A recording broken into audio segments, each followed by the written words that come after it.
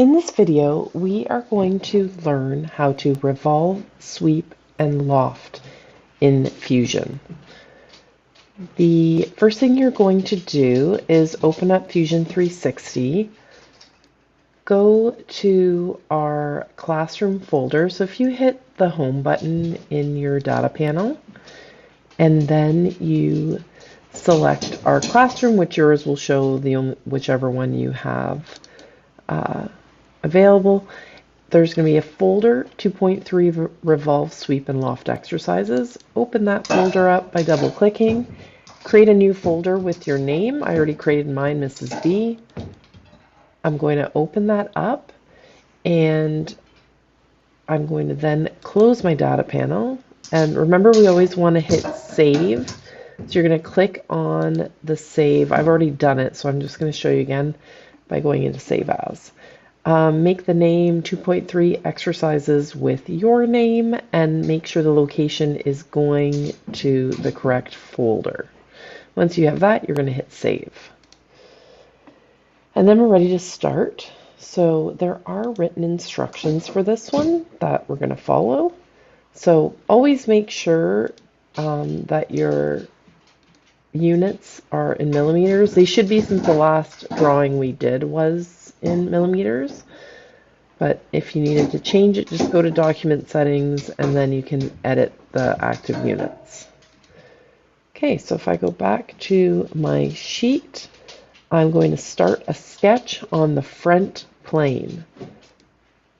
So to do that, we have to go up here to create sketch, and then we want to select the front pane. Again, if you're not sure which one is the front, come over here to your cube, and if I go to front, it's going to show that's my front plane. That's the only option, so I'm going to click on that. And now that the new toolbar has showed up, the first thing it tells me to do is to create a construction line.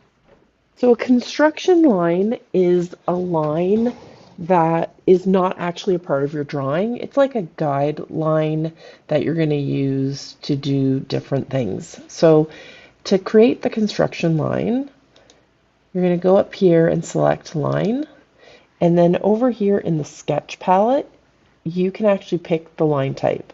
So if we have nothing selected, it's just a regular solid line, which is an object line for our object. But when we want a construction line, we're going to click on the first option right here, construction. So now you'll see when I draw my line, it is dashed. So I'm going to draw one that way, and I'm going to draw the other one, make sure construction is selected. And I'm just going to go across this way. And then I'll go back to my document. And it doesn't really matter how big these lines are. You're going to use them for when you are doing the mirror command. Okay, so now what I want to do is a solid line and make this shape. If I go down here, it will actually show you the dimensions that we need. But the first thing I'm going to do is just make this funny looking shape.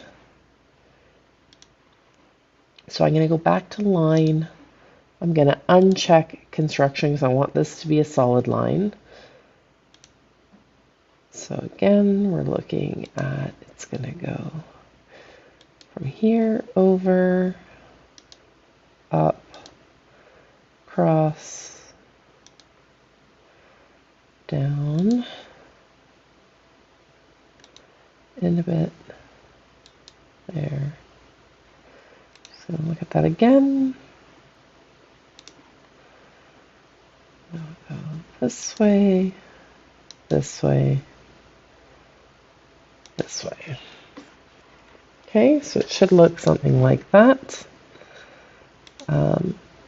Now we're going to add some dimensions. Okay, so we are going to mirror all the solid lines. Right now it looks a little bit tricky to see. So we're going to click mirror. And first what we're going to do is select the object. So I'm going to pick everything that was solid.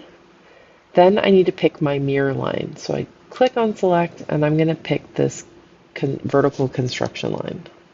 And now as you can see, it's just basically created the exact same shape here on the other side of the line. So I'm going to hit OK. And now it looks good. We're going to hit finish sketch.